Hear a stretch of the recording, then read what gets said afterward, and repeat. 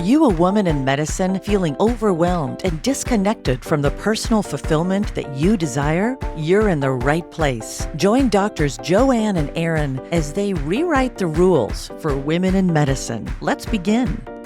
Welcome to this episode where I'm going to be interviewing my amazing co-host, Dr. Joanne Sotelo, and we're going to be talking about this little word called consistency.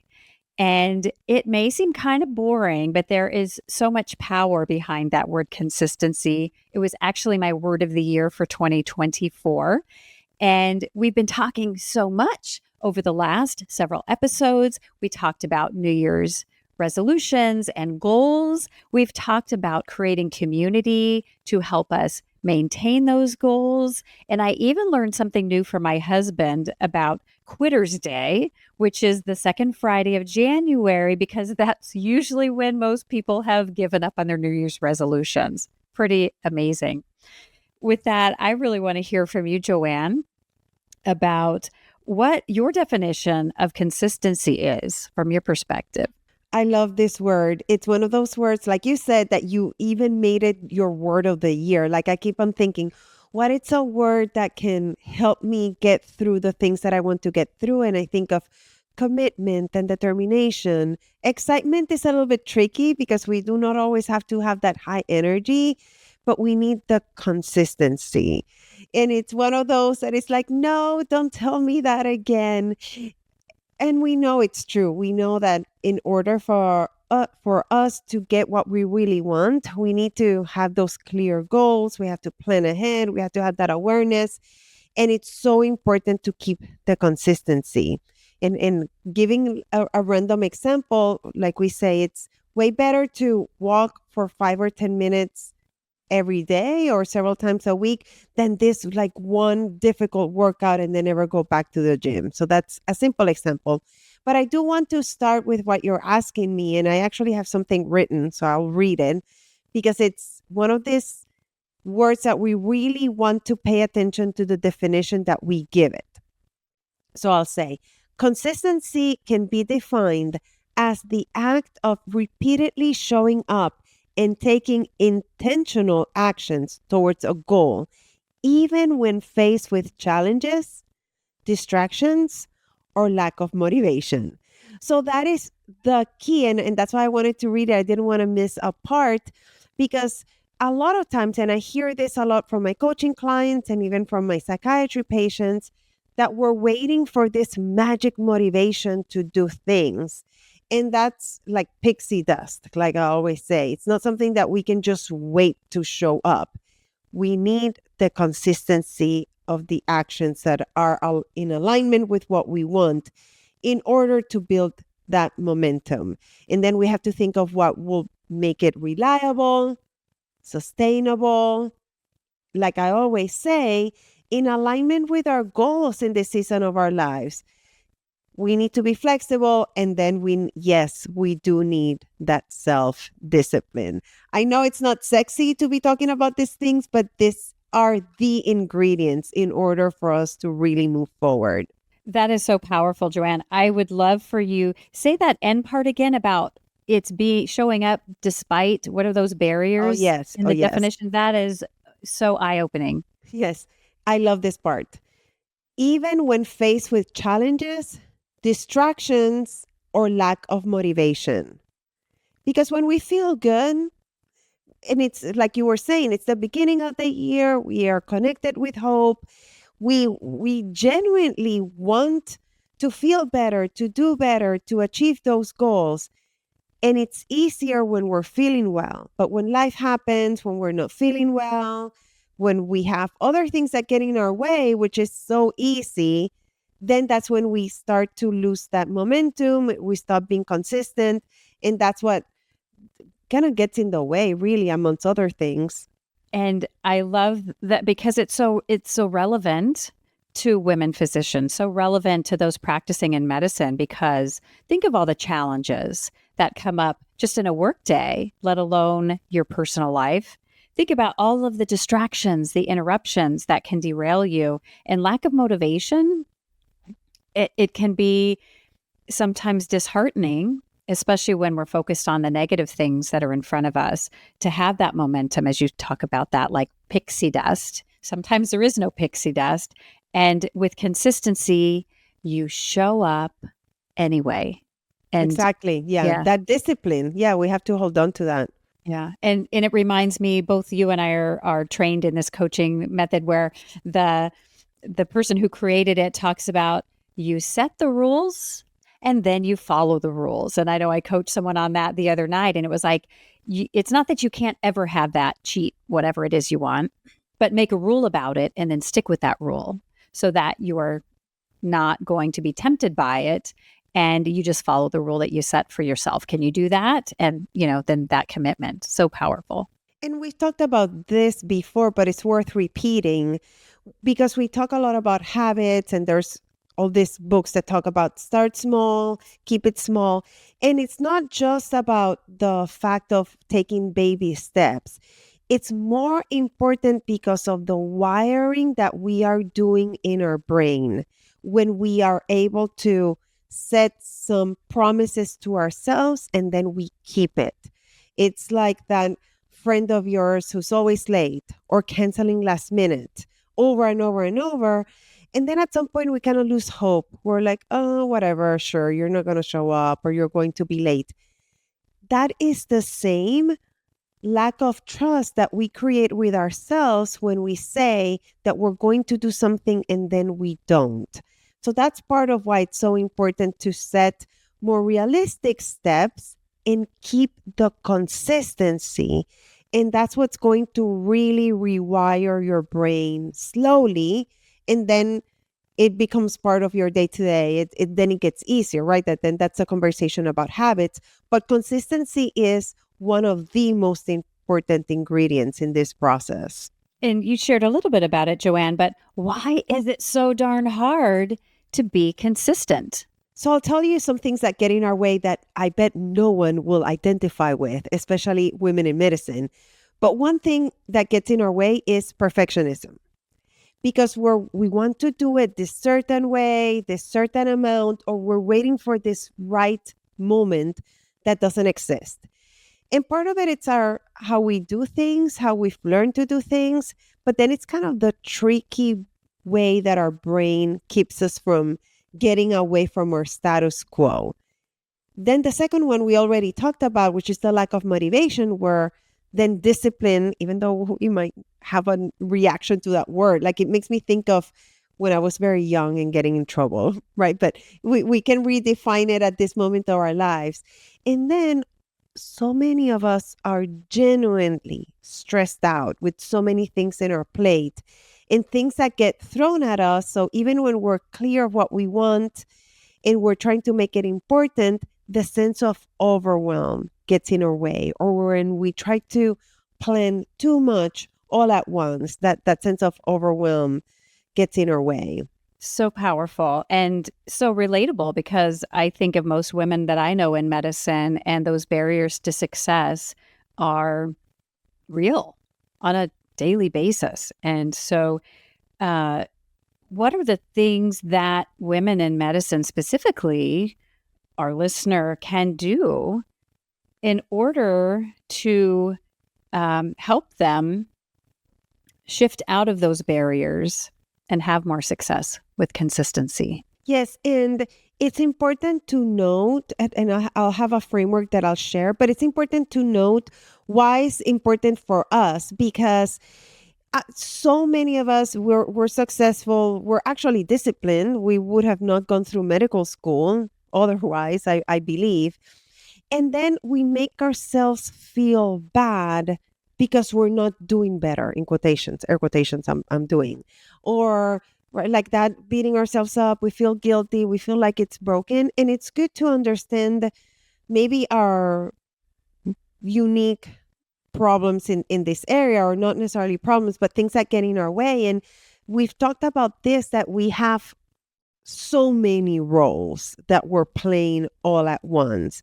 And when we're trying to be consistent, especially if it's something new, right? Hopefully, you've listened to some of our previous episodes when we're talking about goals and well being and visualizing our future. And you might be really genuinely happy to be doing those things, and then all your roles will get in the way. We as as a group, as physicians, we have way higher levels of anxiety, depression, overwhelm, and burnout, and that is a fact. So we are already starting with our tank kind of half full or half empty, whichever way you want to feel it, and that gets in our way. Also, our time and our energy might not be where we want it to be, or we might still be struggling with how to manage our time. And it's also important when we're trying to do something different than kind of our long-term goals. And hopefully, if you're listening to us, you know that there's different things that you might want in your life, and you're trying to see life redefine success. And those things are just, they are in our plate. It makes our plate heavier. So it makes sense that being consistent is a little bit harder for us. And not that we're, whining, or it's just we're stating facts, because when we have awareness of some of these difficulties ahead of time, it'll be easier for us to plan, and we'll have more compassion for ourselves as well.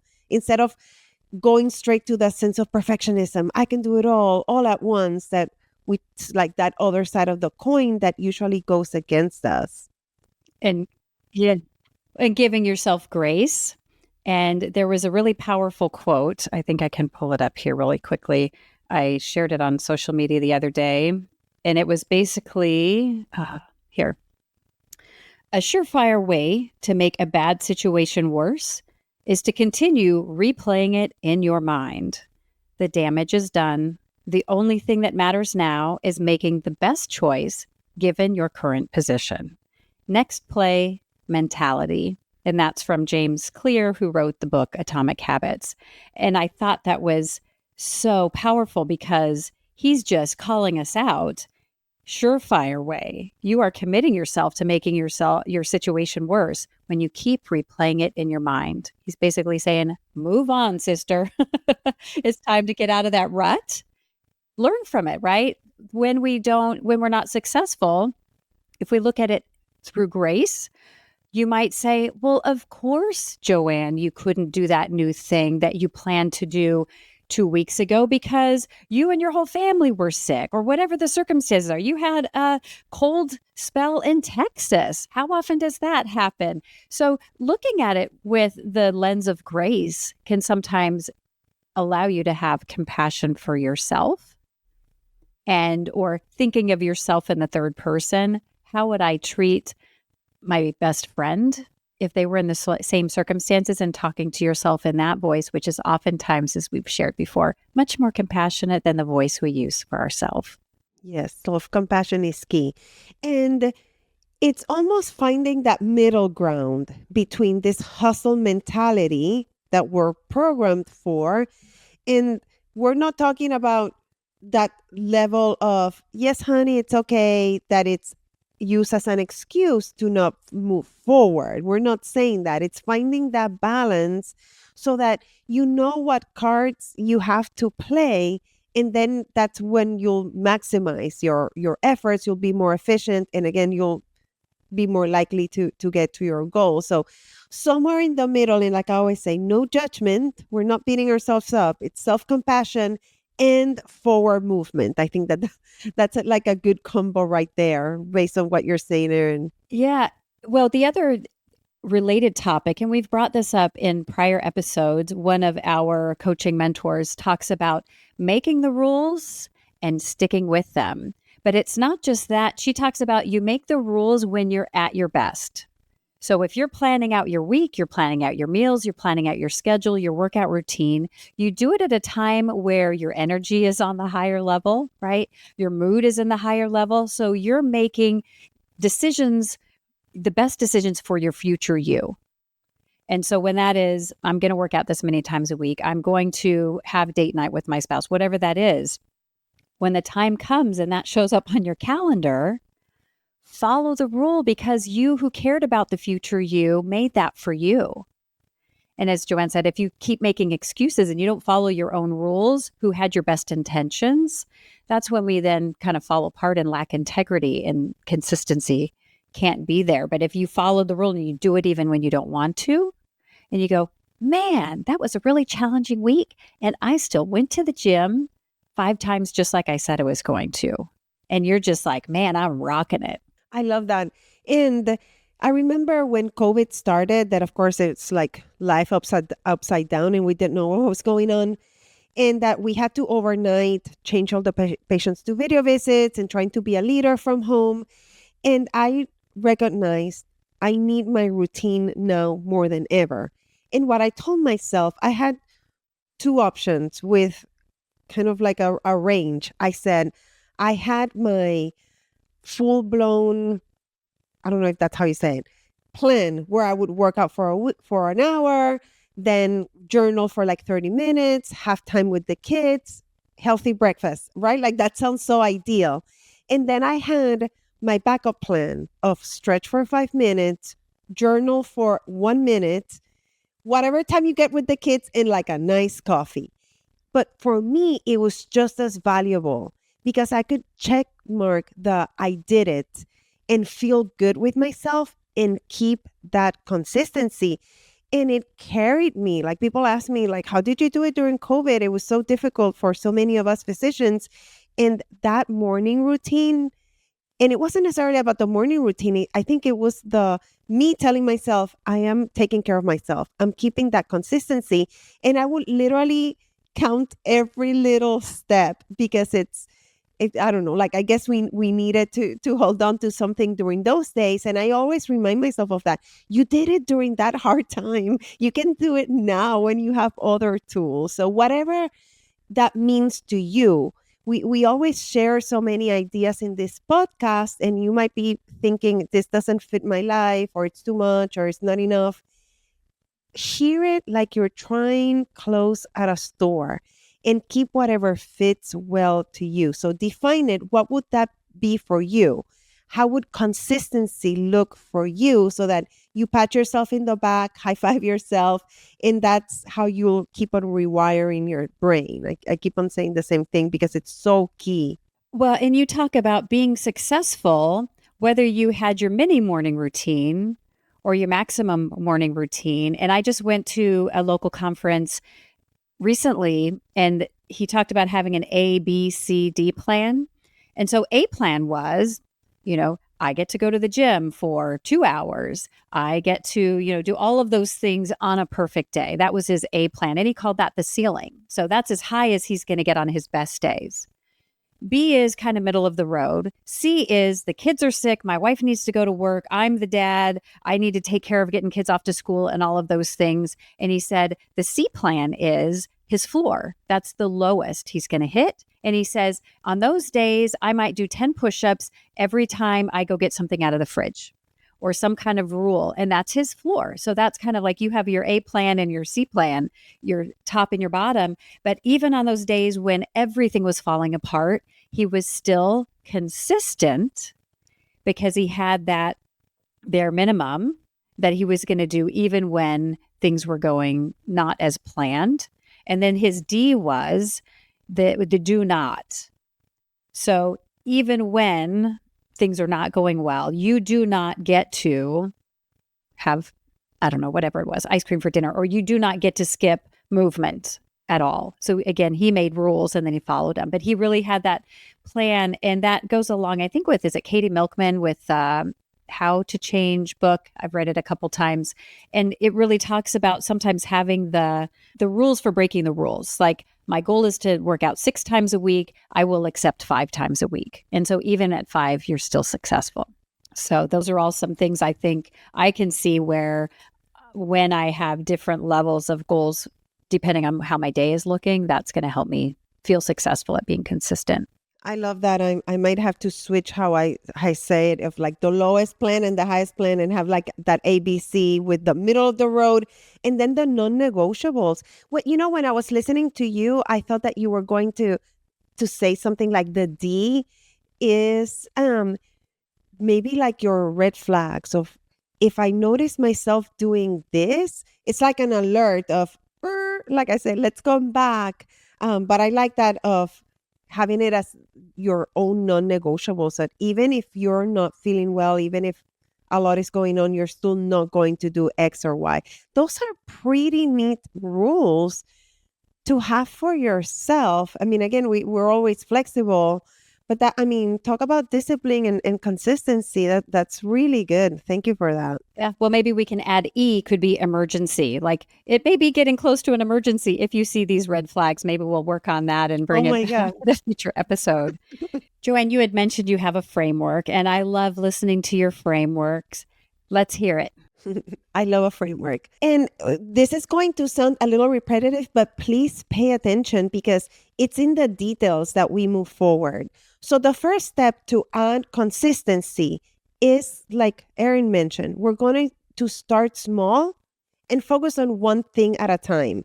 And again, I know that it's hard for women in medicine to hear this baby steps kind of conversation. And that's not what we're saying. Yes, we can do it all, just not all at once. If we want to be successful, let's lower the expectations, let's focus, and then you'll create a ripple effect and you'll benefit from that. I promise. And I prove myself wrong all the time. So we're trying to practice what we preach here. So just pick one thing and work on it and build on it. So that's step one.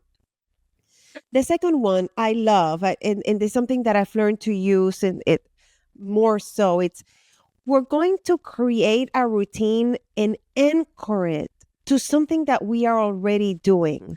It's the phrase that is used in these books that we mention all the time is habit stacking. I like the word leverage because sometimes that habit stacking sounds like work, like, oh, I need to have one habit in order to build another one. I like to think of leverage, right? It's something that we can use that can help us. Just remember what we said that we were going to do and build it from there. And then it gets exponentially better in terms of that endorphins and the good feeling that really rewires your brain. So I love that. Like I always think of, and it could be as simple as what to do while you're brewing your coffee. Or, okay, if I'm going to start, I want to be more consistent in sending loving messages to the people that are important in my life. I will send a message during that time that it takes for my coffee to brew. So that's what I mean. So that's why I like leverage more than habit, because yes, I guess you could call me making Puerto Rican coffee every morning a habit, but you know what I'm saying? Like, it's not necessarily like something big that you're doing and doing something on top of that. So think of that about it. And you're Use as linking leverage? them. You're linking them and with an intentional step. I know for me, I say, I'm going to drink a cup of water before I drink my morning coffee. So I'm going to do it because I know I'm going to drink my morning coffee. And I know I need some more water and hydrating first thing. And so I've matched those together and it makes it easier for our brains then, is what you're saying, when you anchor those two together instead of just doing it at a random time and creating something new in your life. That's a perfect example. Exactly. Number 3 is set clear and measurable goals so that you can track them. Like we hear, what you can't improve what you can't measure.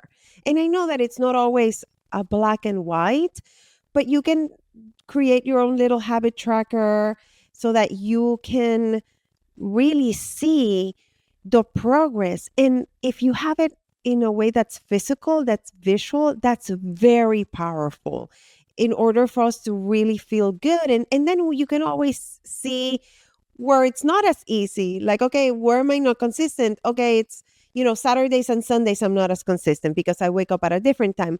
And then you can adjust based on that. So that's so many benefits to having something that you can track. Number 4, which we love here, is that we're going to build accountability, and we'll use our community for that, which is what we'll be talking about in our next episode. We will either have an accountability buddy, someone that you can ask for help, whatever it is that you need, because it definitely increases your commitment and your motivation. Way easier to keep that consistency.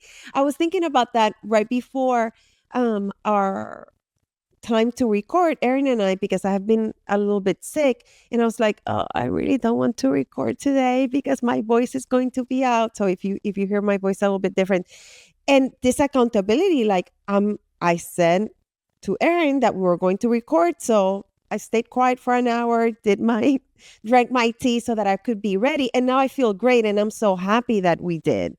So it's that it's so powerful. We'll be talking more about that. And then the last one, which we were mentioning before, we can anticipate challenges and practice self-compassion. Okay, so it's exactly what Erin and I were talking just a couple of minutes ago, that we plan for those days that are not great. And it's okay, as you're moving forward, things might happen that you couldn't anticipate. And then you shift, you pivot, you're flexible. And then always with self-compassion. When we beat ourselves up, we definitely lose consistency. We talk that our actions come from our emotions, that come from our thoughts. So if you're thinking, oh, I knew this was not going to work, whatever, I'm a failure, that emotion is not going to help you move forward. But if you said, oh, okay, it's a challenge, what can I do about it? And you boost yourself up with self-compassion, it'll be way more likely to get yourself back on track. So that's my 5 steps framework to build our consistency. And even as I'm saying it out loud, I'm like, okay, there's some room for improvement for myself. We Yeah, can always do better. so true. And I know as coaches, some people might think, oh, well, they're coaches, they must have it all figured out. But most coaches get coaches because we need help and support and accountability as well. So as we talk today about consistency, and Joanne, you've had so many great points. Some of the hot topics were talking about the challenges, distraction, and lack of motivation that can get in the way of being consistent. You talk about some of the issues that are specific to women in medicine, perfectionism, which we can all continue working on, and that some of the barriers to success also include overwhelm, which is so common in medicine, and that so many women in medicine have so many roles at work and at home. And you had this beautiful framework. I'm going to see if I can summarize it here. You talk about step 1, start small. 2, create routine and anchor it to something you already do. Step 3, set clear, measurable goals, especially having something visual like a check sheet or something that you can show you're tracking. Also, building accountability and community. I look at that as leaning on their momentum when you don't have your own motivation. And then also anticipating challenges. Oh, I love that so much. And practicing self-compassion if you don't hit what you were hoping for. So beautifully put. And I wonder, is there another piece of wisdom you'd like to share with our listener on this topic of consistency, Joanne? Yes. You know how I said that we cannot wait for motivation as if it was pixie dust, but I'll tell you what is celebration. Patting yourself in the back is so important to keep the consistency. Even if you're like, oh, that's not that big, that's not that important. Yes, please. That's beautiful fuel for motivation or momentum to keep forward movement. So don't forget that. Celebrate. And if you get to celebrate with someone else, it's exponentially better. So that's my little nugget here. I love this conversation about consistency, Joanne. So much wisdom that you brought. And I'm excited that we're going to continue with some of the topics we talked about today, especially community and how community can be one of those secret ingredients to your recipe in creating consistency in your own life. Can't wait to have you join us for that next episode. In the meantime, if you haven't yet given us a rating or review, we would love to get your input and make a comment in the review so we can know, what are we doing well? What would you like to see more of? And how can we improve? And we look forward to seeing you in the next episode. Do you want exclusive resources and the opportunity to connect with us? Then visit createmeaninginmedicine.com now, where you'll dive deeper into how you can create meaning in medicine. And if you're serious about optimizing your results, take 2 quick steps now. Connect with us on the website and tune in to the next episode.